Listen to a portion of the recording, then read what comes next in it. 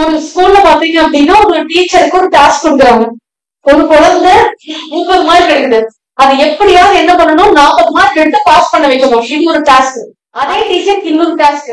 அதே கிளாஸ்ல 95 மார்க் வாங்குற ஒரு ஸ்டூடெண்ட் இருக்காங்க. அவங்கள 98 மார்க் வாங்க வைக்கணும். டீச்சர் 2 பேருக்கு நல்ல எஃபோர்ட் போடுறாங்க, பேரண்ட்ஸ் நல்லா கோஆர்டினேட் பண்றாங்க, எக்ஸாம் வருது, எக்ஸாம் முடியுது, ரிசல்ட்டும் வந்துருச்சு. ரிசல்ட் வரும்போது 30 மார்க் எடுத்த குழந்தை என்ன பண்ணிருக்குங்க, 40 மார்க் எடுத்திருக்கு. அதே மாதிரி 95 மார்க் எடுத்த குழந்தை என்ன பண்ணுது, 98 மார்க் எடுத்துருது. அதிக மார்க் யாரும் கிடைக்கணுங்க. ஏன்னா 95 98 எடுக்க வைக்கிறது கம்ப்யூட்டர் வேலை கிடையாது, சும்மா அவுட்டாவே எடுக்கிறோம். ஆனா இந்த 30 மார்க் இருக்குது பாருங்க, அது 40 மார்க் எடுக்கிறதுக்கு பேரண்டும் டீச்சரும் அவ்வளோ எஃபர்ட் போட்டிருப்பாங்க.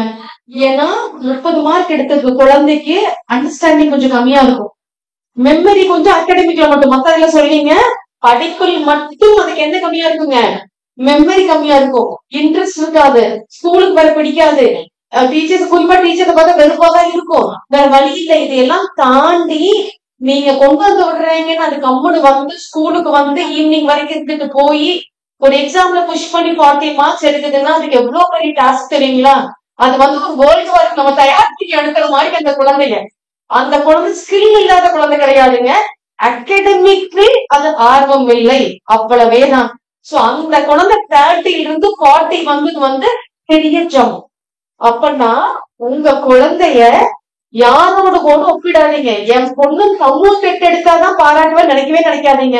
உங்க குழந்தை அழகா ஒவ்வொரு ஆக்டிவிட்டி செய்யும் போது, கிரியேட்டிவிட்டியோட சின்ன சின்ன விஷயங்கள் செய்யும் போது, அந்த இடத்துல எல்லாம் ஹார்ட்ஃபுல்லா என்ன பண்ணுங்கன்னா அப்ரிஷியேட் பண்ணுங்க. எப்ப ஒரு குழந்தைக்கு செல்ஃப் கான்பிடன்ஸும் கரேஜும் வரும்னா, பேரண்ட்ஸ் வந்து பாசிட்டிவா செய்யும் போதெல்லாம் நீங்க அப்ரிசியேஷன் கொடுக்கும் போது, எந்த ஒரு குழந்தைக்கு தைரியமும் தன்னம்பிக்கையும் இருக்குதோ அந்த குழந்தையோடைய ரீச் வந்து வேற லெவல் இருக்கும்.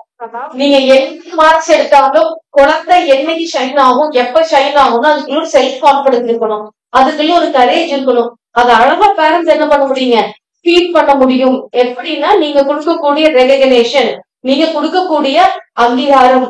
சோ கம்பேர் பண்ணவே பண்ணாதீங்க. உங்களோட குழந்தை யூனிக் பீஸ். அந்த யூனிக்கான குழந்தைகிட்ட என்ன டேலண்ட் இருக்குன்னு பாருங்க, அதை எக்ஸல் பண்றதுக்கு உண்டான ஆப்பர்ச்சுனிட்டிய அந்த குழந்தைக்கு கொடுத்துட்டே இருங்க. சோ எல்லா விஷயங்களும் மார்க்ல முடியல, மார்க்ல 100% முடியல. இந்த ஸ்கூலுக்கு, டீச்சர்ஸ்க்கு, காலேஜஸ்க்கு எல்லாமே ட்ரைனிங் கொடுக்குறாங்க, இண்டஸ்ட்ரி எம்என்சி கம்பெனிக்கும் ட்ரைனிங் கொடுக்குறேன். மார்க் என்ன மார்க்னு நாங்க இது வரைக்கும் யாருக்கிட்டையுமே கேட்டது இல்ல. அவங்களோட ஆட்டிடியூட் என்ன, அவங்களோட பொட்டன்ஷியல் என்ன, அவங்க கேலிபர் என்னன்னு தான் பாக்குறோம். So happy parenting.